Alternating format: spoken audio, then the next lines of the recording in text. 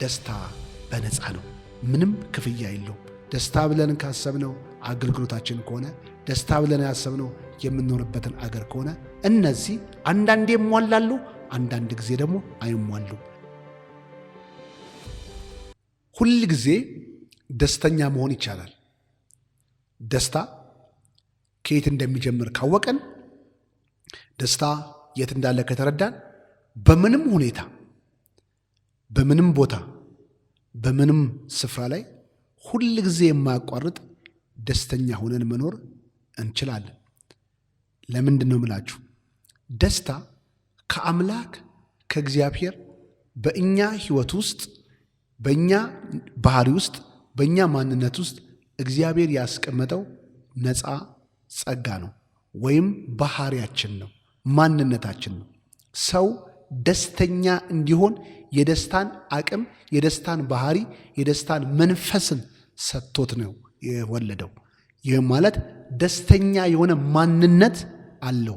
ይህም ደስታ ከውስጡ ከኔቸሩ ጋር አብሮ እንደ አንድ እጅ፣ እንደ አንድ አይን ከኛ ተፈጥሮ ጋር ሁል ቀን የማይለይ ለዘላለም የሚኖር አቅም ነው።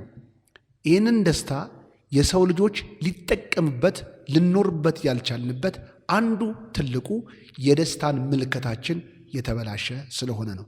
ደስታን በምግብ፣ ደስታን በማግባት፣ ደስታን በገንዘብ፣ ደስታን በሆነ ቦታ፣ ደስታን በውጫዊ ነገር አገኘዋለሁ፣ ገዝቼ ይህን ነገር ሰርቼ አገኘዋለሁ ብለን ወደ ተሳሳተ ሐሳብና መንገዱ ስለገባ ነው ከደስታ ውጭ የምንኖረው። እነዚህ ነገር በራሳቸው የሆነ ፊሊንግ ወይም ደስታ የሚመስል ነገር ሊፈጥሩ ይችላሉ። ግን አምላክ ለነዚህ ነገር ጥገኛ አድርጎ የሰራው ፍጥረት የለም። የሰው ልጆች ደስታቸው ከምክንያት በላይ ነው። አይናችሁን ጨፍናችሁ ወደ ውስጣችሁ ብትመለከት እና ወደ ውስጣችን ብንመለስ የደስታ ውቅያኖስ ውስጥ፣ የሰላም ውቅያኖስ ውስጥ፣ የፍቅር ውቅያኖስ ውስጥ ነው ያለ ነው።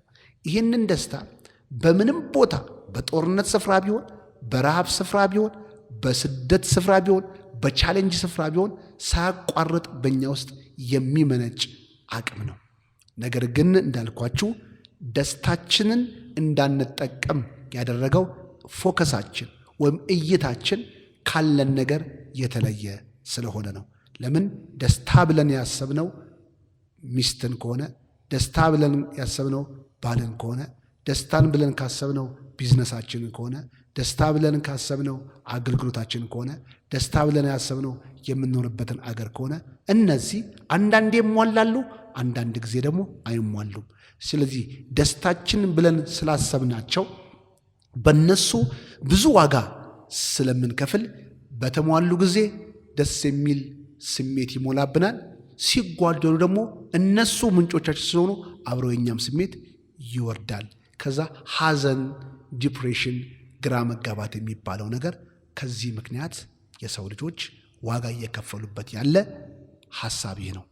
ዛሬ አንድ ነገር እጠይቃቸዋለሁ። ደስታችሁ አምላክ ሰጥቷቸዋል። ላይወሰድ ላይጠፋ በውስጣችን አስቀምጦታል። አይናችንን ከሁኔታዎችና ከምናያቸው ነገር ሁሉ ነቅለን ወደ ውስጣችን እንመለስ፣ ውስጣችን እናዳምጥ፣ ከአምላካችን ከእግዚአብሔር ጋር እንማር፣ ኅብረት እናድርግ። ስለዚህ ይህንን ደስታ እንድንጠቀም፣ በዚህ ደስታ ወክ እንድናደርግ እግዚአብሔር አይናችንን ያበራልናል።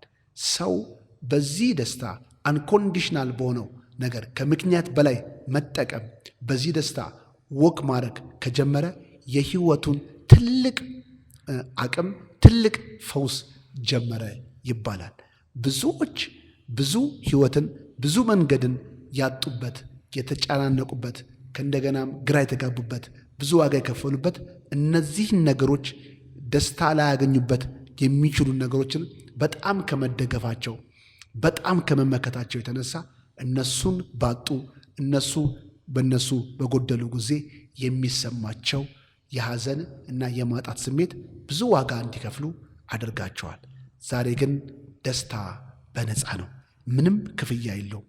ስለዚህ ደስታ ዛሬ መጀመር ትችላላችሁ። ስማይል ከማድረግ እጆቻችሁን አንስታችሁ እግዚአብሔርን ከመባረክ እኔ የደስታ ሀብታም ነኝ፣ በደስታ በልጽጌያለሁ፣ አሁን ባለበት ሁኔታ መሳቅ መደሰት እችላለሁ የሚለውን እምነትን ስትፈጥሩ ሕይወታችሁ በዚህ ቅጽበት መለወጥና መቀየር ይጀምራል።